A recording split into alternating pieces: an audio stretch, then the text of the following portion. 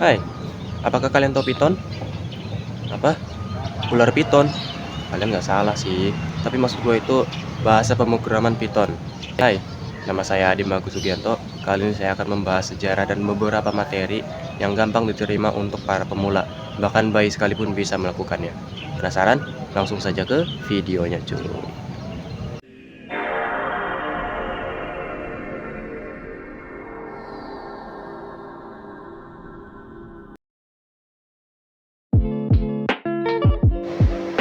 Oke, kita membahas sejarah Python ya dulu. Python adalah bahasa pemrograman tingkat tinggi yang diciptakan oleh Guido van Rossum. Sejarah Python dimulai pada akhir 1980-an dan pertengahan 1990-an. Ini orangnya ya, fotonya. Oke, kita akan membahas sejarah pengembangan Python ya. Awal pengembangan. Guido van Rossum, seorang ilmuwan komputer asal Belanda, mulai mengembangkan Python pada akhir 1980-an di Centrum Wiskunde en Informatiek di Belanda. Dia terinspirasi oleh bahasa pemrograman ABC yang dirancang untuk menjadi mudah dipahami dan dipelajari. Selanjutnya versi awal dari Python.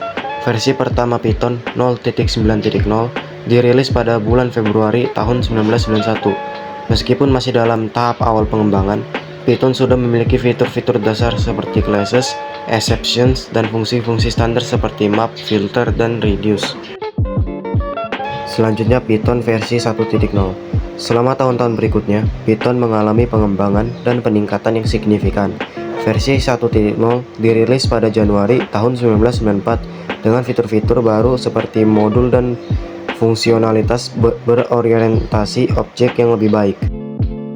Selanjutnya ada Python versi 2.x atau 2.0.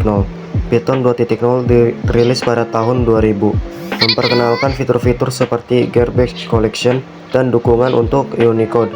Seri Python 2.x terus berkembang dan menjadi sangat populer di kalangan pengembang. Lalu ada Python versi 3.0. Pada tahun 2008, Python 3.0 dirilis. Ini merupakan versi yang memiliki perubahan signifikan dalam sintaksis dan fungsionalitas, termasuk dukungan untuk Unicode secara bawaan. Meskipun memiliki beberapa perbedaan yang memerlukan penyesuaian, Python 3.x menjadi fokus pengembangan. Lalu pada dekade 2020-an, Python 3.x menjadi versi utama yang digunakan oleh komunitas pengembang Python. Sementara Python 2.x secara resmi diakhiri dukungannya pada tahun 2020. Nah, kesimpulannya, sejak rilis Python 3, pengembangan Python terus berlanjut dengan peningkatan fitur, perbaikan bug, dan konsistensi bahasa. Python menjadi salah satu bahasa pemrograman yang paling populer di dunia. Digunakan dalam berbagai bidang termasuk pengembangan web, analisis data, kecerdasan buatan, dan banyak lagi. Lalu kita masuk ke materi pertama, yaitu variabel. Variabel dalam Python digunakan untuk menyimpan nilai dan memberikan nama pada nilai tersebut sehingga dapat digunakan dalam program. Nah, ini ada contohnya, ini contoh codingannya. Jadi, variabel umur, nama, tinggi, dan sudah menikah didefinisikan dengan menggunakan tanda sama dengan, diikuti oleh nilai yang akan disimpan. Setelah variabel didefinisikan, nilai dari masing-masing variabel dapat diakses dengan menggunakan nama variabel tersebut. Dalam contoh ini, nilai variabel dicetak menggunakan fungsi print. Selanjutnya kita ke materi tipe data.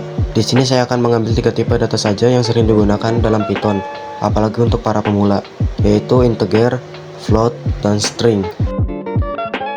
Dalam Python, fungsi integer digunakan untuk mengonversi nilai menjadi tipe data integer. Jika nilai yang diberikan dapat diinterpretasikan sebagai bilangan bulat, maka fungsi ini akan mengembalikan nilai integer yang sesuai. Lalu di bawah ini ada contohnya. Dalam contoh tersebut, fungsi integer digunakan untuk mengonversi nilai float, integer, dan string binary menjadi tipe data integer. Jadi intinya integer ini mengubah semua bilangan menjadi bilangan bulat. Float adalah tipe data dalam Python yang digunakan untuk menyimpan bilangan pecahan.